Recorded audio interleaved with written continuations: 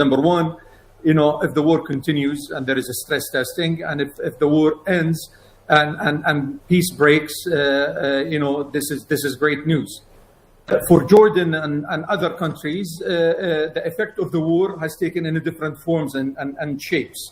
As far as Jordan is concerned, we are going through economic stabilization. We're going through economic recovery simultaneously. That's why it has been a great week for Jordan, by the way. We've conducted a partnership with our good friends, Emiratis, on a venture of 2.3 billion last week, 50-50 partnership. This will bring Jordan from a phase of planning into a phase of execution. This project is really important for us for two reasons. Reason number one, it is a partnership with a major companies, phosphate and potash. On a long-term basis, this will reduce their pricing. It will give them a competitive edge. It will give them a greater market share. The underlying asset of this project for us in Jordan is to create a national railway network and a broader regional corridor. This connecting Aqaba to Mediterranean through Tartus, taking an extension also with the IMEC from the east side. So this will position Jordan to become the node of distribution to goods in the Middle East. Jordan will bring GCC, Levant, and even part of Africa into one corridor. And that's why we're excited about this project.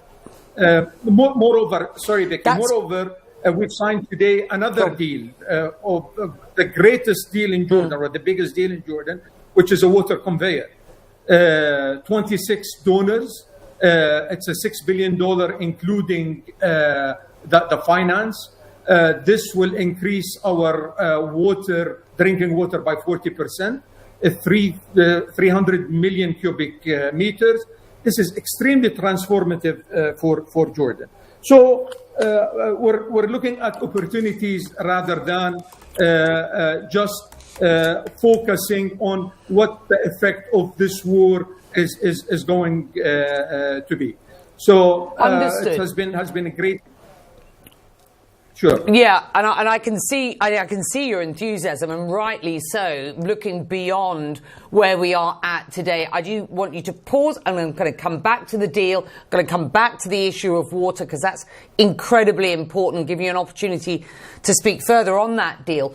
Jordan has faced nearly 300 Iranian attacks, less than the rest of the Gulf, but of course still a major concern for the country. For an oil importer like Jordan, can you just give us a sense of how impactful this conflict has been on the cost of living, for example, and how are you mitigating the risk of inflation that, clearly could be impactful on citizens, given the massive refugee problem that you host?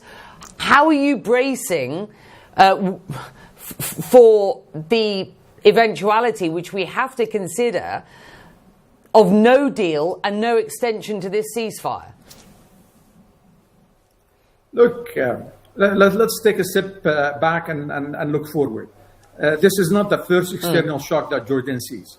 By the way, we see an external shock every 2 years and 4 months.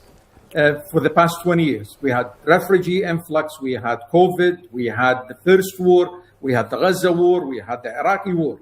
So Jordan economically has learned a lot, and it became extremely resilient, agile, and adaptive. To be honest, the energy shock is the greatest of all. We have adopted a strategy, which is technically, I call it the opposite inverted curve.